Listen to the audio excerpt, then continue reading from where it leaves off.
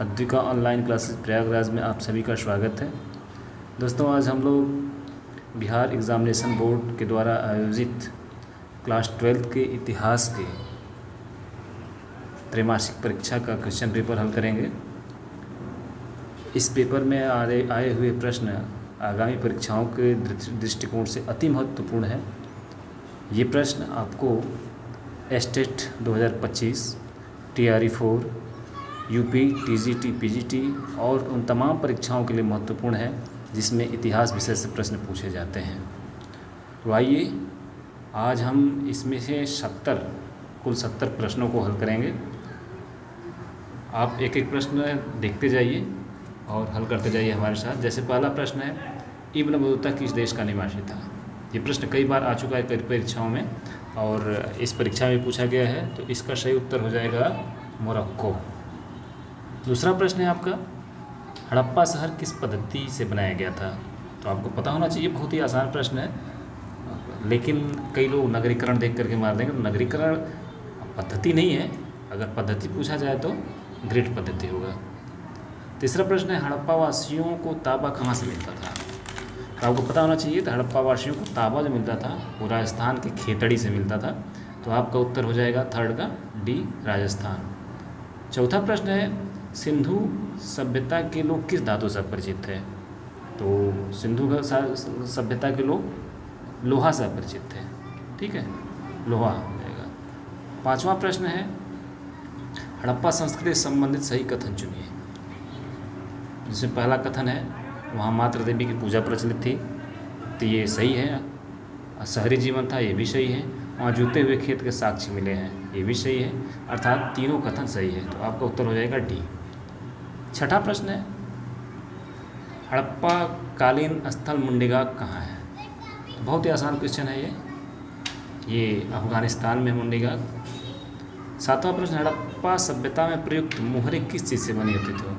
तो हड़प्पा सभ्यता में जो मुहरें बनती थी वह सिलखड़ी से बनती थी। आठवां प्रश्न है, सिंधु सभ्यता में नहरों से सिंचाई का प्रमाण कहाँ मिला है? तो हड़प्पा सभ्यता में नहरों सिंचाई का प्रमाण आपको सुरतगोई और मुंडेगाग 2 जगह से मिला है, तो इसका आंसर हो जाएगा सुरतगोई। ठीक है। अगला प्रश्न दिया है कि सिंधु सभ्यता का भौगोलिक आकार कैसा था? तो बिल्कुल आसान प्रश्न है ये। अगर आप मैप पे देखेंगे तो अफगानिस्तान, पाकिस्तान और भारत तीनों को अगर मिलाएंगे तो आपका जो आकार बनता है वो त्रिभुजाकार बनता है, तो इसका उत्तर हो जाएगा त्रिभुजाकार।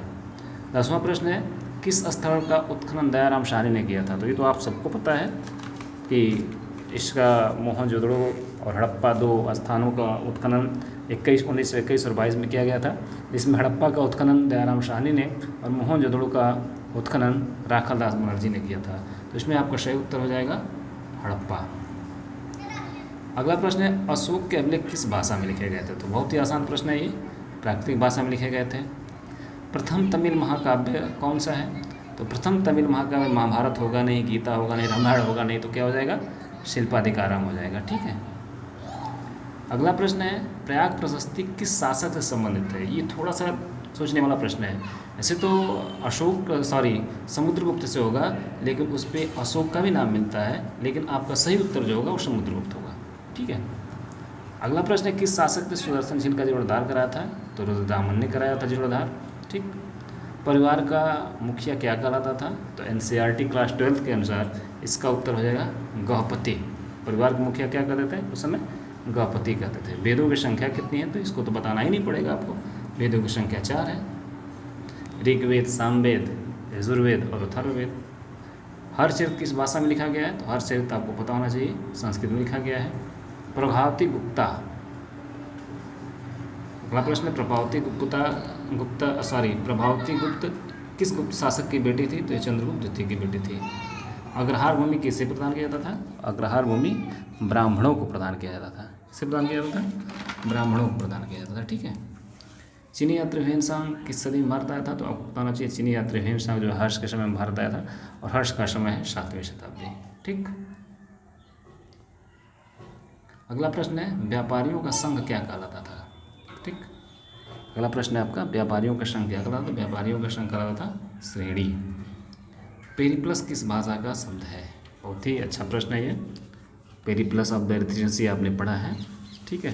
तो पेरिप्लस जो शब्द है यह यूनानी भाषा का शब्द है, यूनानी जिसे ग्रीक भी कहा जाता है। तीसरा प्रश्न है, आहत सिक्के किस धातु के बने होते हैं? चांदी, तांबा, ए और बी दोनों, सोना। तो इसका उत्तर हो जाएगा ए और बी दोनों। ये बीपीएससी में भी प्रश्न पूछा जा चुका है, ठीक है। ये प्रश्न बीपीएससी में भी पूछा जा चुका है और यहाँ फिर रिपीट किया है, तो इसका ध्यान रखिएगा, दोनों इसका सही हो जाएगा। 24वां प्रश्न हो जाएगा आपका, बड़े पैमाने पर सोने के सिक्के किन राजाओं ने जारी किए थे? तो इसका उत्तर आपका कुषाण हो जाएगा। मैं पढ़ दे रहा हूँ, ये थोड़ा सा ब्लर हो गया है, कुषाण हो जाएगा। ब्राह्मी लिपि को सर्वप्रथम किसने उद्वाचन किया था? तो आप सबको पता है, जेम्स ने किया था। 26 प्रश्न है, अशोक ने कलिंग विजय अपने शासन किस वर्ष किए थे? तो 8वें वर्ष, ठीक है। आहत सिक्के का प्रयोग वाणिज्यिक क्षेत्रों में किस शताब्दी में प्रारंभ हुआ? आपको सबको पता है, इसका सही उत्तर हो जाएगा 6वीं शताब्दी ईसा पूर्व, ठीक है। ये प्रश्न बहुत ही महत्वपूर्ण है, आगामी परीक्षाओं के लिए देखने में आसान है, लेकिन जब आप हल करेंगे ना ईमानदारी से तो सभी हल नहीं हो पाएंगे, इसलिए मैं इसको हल करा दिया हूँ, तो आप इसको ध्यान से देखते रहिएगा। कुल शब्द का अभिप्राय क्या होगा? तो कुल सबको पता है, कुल शब्द का अभिप्राय फैमिली या परिवार होता है।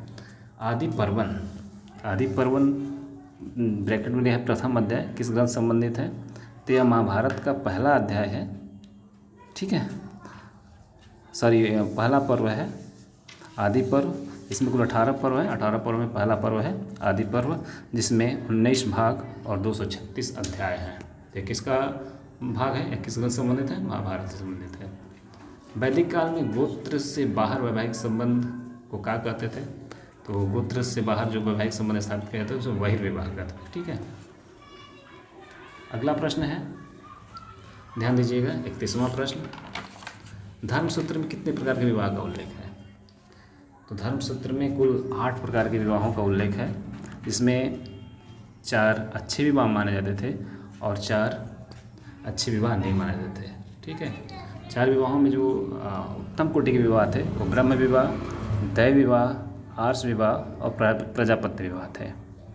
और निम्न कोटि के जो विवाह थे 4, उसमें असुर विवाह, गंधर्व विवाह, राक्षस विवाह और पैशाच विवाह आता है, ठीक है। 32वां प्रश्न है, पुरुष सूक्त किस वेद से संबंधित है? तो बहुत आसान प्रश्न है, यह ऋग्वेद से संबंधित है।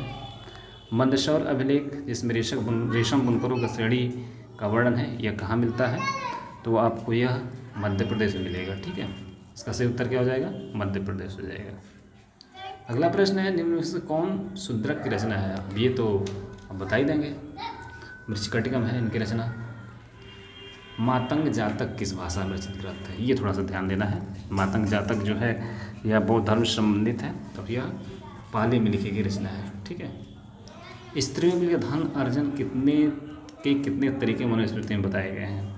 अगर आज के दृष्टिकोण से भी देखा जाए तो आप बता सकते हैं, थोड़ा सा माइंड यूज़ करेंगे तो कि धन अर्जन स्त्रियाँ कितने प्रकार से कर सकती हैं। तो मनुस्मृति में सबसे ज़्यादा उल्लेख है कि स्त्रियाँ धन अर्जन 6 प्रकार से कर सकती हैं, ठीक है। 6 प्रकार कौन कौन से हो सकते हैं?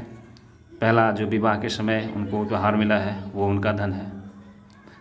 दूसरा हो जाएगा माता पिता और भाई से जो धन मिला है वो उनका धन है। पति से प्राप्त धन, जो विरासत में मिला धन, जो बाद में उपहार वगैरह कहीं मिला किसी फंक्शन में तो वो उनका धन है। और जो छठा होगा श्रम के द्वारा अर्जित धन, इनका धन माना जाता है, ठीक है। तो 6 प्रकार के जो उपाय बताए गए मनुस्मृति में वो यही हैं। अगला प्रश्न है, मध्यम निकाय, ध्यान से कीजिएगा, मध्यम निकाय किस धर्म संबंधित है? तो ये होगा बौद्ध धर्म का एक ग्रंथ मध्यम निकाय। कुरु जनपद की राजधानी, 16 महाजनपद आपने पढ़ा है, तो इसमें कुरु पूछा है तो कुरु का सीधा सीधा आंसर हो जाएगा हस्तिनापुर। अगला प्रश्न है 39, बौद्ध दर्शन से संबंधित पुस्तक कौन सी है? तो ये सभी जितनी पुस्तकें दी हुई हैं ये बौद्ध धर्म से ही संबंधित है, लेकिन प्रश्न इसमें दर्शन आ गया, ठीक है। सुत्त पिटक, विनय पिटक, अधिधम पिटक या जातक? तो इसका जो सही उत्तर हो जाएगा वो हो जाएगा अधिधम पिटक। अधिधम पिटक जो है दर्शन और मनोविज्ञान से संबंधित था। सुत्त पिटक में उपदेश दिए गए हैं और विनय पिटक में भिक्षुड़ी और भिक्षुड़ियों के नियम से संबंधित ये विनय पिटक है। और जातक कथाएं में गौतम बुद्ध के पूर्व जन्मों की कथाएं हैं, ठीक है। तो इसको थोड़ा सा ध्यान दीजिएगा। अगला 40वां प्रश्न हो जाएगा, बुद्ध किस मगध नरेश के समकालीन थे? ध्यान दीजिए, इसमें प्रश्न है, ऑप्शंस हैं, अजातशत्रु, अशोक, ई और शी दोनों। तो जो बुद्ध थे वो अजातशत्रु और बिंबिसार दोनों के समकालीन थे। तो इसका उत्तर आपका हो जाएगा इसके अनुसार डी। अगला प्रश्न है, किसके कहने पर बुद्ध ने संघ में महिलाओं को प्रवेश की अनुमति दी थी? पहले महिलाएं नहीं थी, लेकिन एक बार आनंद ने कहा, सुझाव दिया कि महिलाओं को शामिल किया, तो महात्मा बुद्ध ने महिलाओं को भी संघ में प्रवेश की अनुमति दे दी थी। अगला प्रश्न बौद्ध धर्म से संबंधित है, स्तूप का संस्कृत में अर्थ क्या होगा? इसका सीधा सा संबंध है टीला। ठीक है, स्तूप का संबंध होगा टीला। 43वां प्रश्न हो जाएगा आपका, ये बौद्ध मत के पुरातन परंपरा के अनुयायी क्या कहलाते थे? थोड़ा सा इसमें थोड़ा सा ध्यान देंगे, महायान, हीनयान, थेरवाद या सनातनी।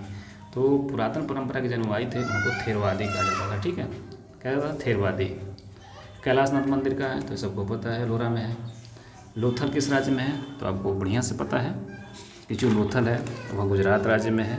यह सिंधु सभ्यता का एक बंदरगाह हुआ करता था, तो यह गुजरात में है। मोहनजोदड़ो किस भाषा का शब्द? देखिए, ये नया प्रश्न हो सकता है कंपटीशन की दृष्टि से, लेकिन मोहनजोदड़ो जो शब्द है यह सिंधी भाषा का शब्द है। ठीक है, सभी प्रश्नों को हल कराएंगे। इसको आप बाद में देख सकते हैं, अस्थिर से देख सकते हैं, बढ़िया देख सकते हैं, इसको कई बार बार बार देख सकते हैं। जिसमें प्रश्न है कहीं ना कहीं से आपको एग्ज़ाम जरूर टकराएंगे। ठीक है, अगला प्रश्न है, कल्हड़ ने किस ग्रंथ को लिखा था? तो आपको पता है कल्हड़ ने किस ग्रंथ को लिखा था? राजतरंगिणी को लिखा था। हाथी गुफा में किसका अभिलेख मिला है? खारवेल का मिला है हाथी गुफा में, जिसमें भारतवर्ष का उल्लेख है और तमाम ऐसी चीज़ों का पहली बार उल्लेख है। उसको हम बाद में फिर बता देंगे। हाथी गुफा अभिलेख को जब अलग से पढ़ाएंगे तो, या पढ़ाएं यूट्यूब पे देख लीजिएगा। बुद्ध का जन्म कहाँ हुआ था? तो आपको पता होना चाहिए, बुद्ध का जन्म लुम्बिनी में हुआ था। चारों ऑप्शंस की अगर बात करें तो कुशीनगर में इनका वहाँ पर निर्माण हुआ था, अर्थात मृत्यु हुई थी। बोध गया में उनको ज्ञान की प्राप्त हुई थी, और सांची में सबसे बड़ा स्तूप है। चारों ऑप्शंस में यही है, लेकिन अगर जन्म पूछ रहा है तो इनका जन्म लुम्बिनी में हुआ था। ठीक है, अगला प्रश्न है, बुद्ध के बचपन का नाम क्या था? महावीर, गौतम, राहुल या सिद्धार्थ? तो बुद्ध के बचपन का नाम सिद्धार्थ था। ठीक है, जैन धर्म के 24वें तीर्थंकर कौन थे? तो बुद्ध तो होंगे नहीं, पार्श्वनाथ 23वें थे, ऋषभदेव पहले थे, तो 24वें कौन हो जाएंगे? 24वें महावीर स्वामी हो जाएंगे। शुंगवंश की स्थापना किसने की थी? तो सबको पता है, शुंगवंश की स्थापना पुष्यमित्र शुंग ने की थी। ठीक है, 53वां प्रश्न है कि मानव द्वारा सर्वप्रथम किस धातु का प्रयोग किया गया? तो ये आपको पता ही है, इसको तो बताने की जरूरत नहीं, फिर भी तांबा हो जाएगा इसका सही आंसर। ठीक है, अंगुत्तर निकाय में महाजनपदों की संख्या कितनी थी? ये कई बार पढ़े हैं कि 16 महाजनपदों का उल्लेख कहाँ मिलता है? तो अंगुत्तर निकाय में मिलता है। भगवती सूत्र अंगुत्तर निकाय में मिलता है। तो यहाँ से उल्टा प्रश्न पूछ लिया कि अंगुत्तर निकाय में कितने महाजनपदों की संख्या बताइएगा? तो 16 महाजनपद हो जाएंगे। 55वां प्रश्न है, पुरातत्व के अंतर्गत निम्न में से कौन नहीं आता है? ध्यान दीजिएगा, ये सोर्सेज ऑफ हिस्ट्री अर्थात इतिहास का शोध से संबंधित एक प्रश्न है। पुरातत्व उसके से में क्या नहीं आता है? तो पुरातत्व में आएगा भग्नावशेष आएगा, अभिलेख आएंगे, सिक्के आएंगे, लेकिन साहित्य नहीं आएगा। साहित्य एक अलग ही स्रोत है। ठीक है, जब पुरातत्व के स्रोत को अगर हम इतिहास के स्रोत को अगर बांट करके पढ़ते हैं तो पुरातत्व को एक तरफ रखते हैं, साहित्य को एक तरफ रखते हैं। तो इसमें सिर्फ पुरातत्व पूछा है तो साहित्य तो होगा नहीं। ठीक है, अशोक किस वंश का शासक था? तो आपको पता होना चाहिए, अशोक मौर्य वंश का शासक था, जिसकी स्थापना चंद्रगुप्त मौर्य ने की थी। 57वां प्रश्न है कि महावीर का जन्म कहाँ हुआ? देखिए 57 नंबर का क्वेश्चन है कि महावीर का जन्म कहाँ हुआ था? तो आपको पता होना चाहिए, महावीर स्वामी का जन्म कुंडलवन में हुआ था। तमिल संगम साहित्य में वेल्लार किसे कहा जाता है? बढ़िया, बहुत अच्छा क्वेश्चन है। तमिल संगम साहित्य में वेल्लार कहते थे बड़े जमींदारों को। वेल्लार बड़े जमींदार, याद रखिए। कुषाण शासक अपने नाम के आगे कौन सी उपाधि लगाते थे? आप थोड़ा सा गेस करिए और बताइए कि इसका सही उत्तर क्या होगा। देवराज, विक्रमादित्य, स्वर्गपुत्र या देवपुत्र? चलिए, इसका सही उत्तर हो जाएगा देवपुत्र। कुषाण शासक अपने नाम के आगे देवपुत्र की उपाधि लगाते थे। प्राचीन भारत में जैन विद्वान किस भाषा में साहित्य लिखते थे? तो प्राचीन भारत में जैन विद्वान अगर पूछे तो प्राकृत भाषा हो जाएगा। हालांकि इनके साहित्य संस्कृत में भी अब उपलब्ध हैं, लेकिन इसका सही उत्तर आपका हो जाएगा प्राकृत भाषा। ठीक, अगला प्रश्न है 61 नंबर कि मेसोपोटामिया के लेख में वर्णित हाजा पक्षी किस क्षेत्र से संबंधित था। एक अच्छा प्रश्न आपके सामने है।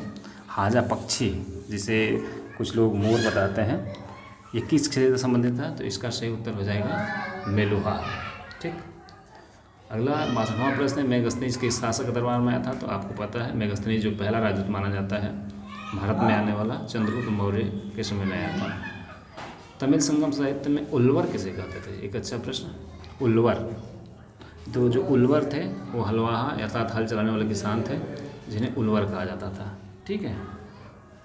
64वां प्रश्न है, सफल और धनी व्यापारी क्या कहलाते हैं? एक अच्छा प्रश्न आपके सामने आ गया कि सफल और धनी व्यापारी सार्थवाह कहलाते थे, मसत्वन कहलाते थे या सेट्टी कहलाते थे?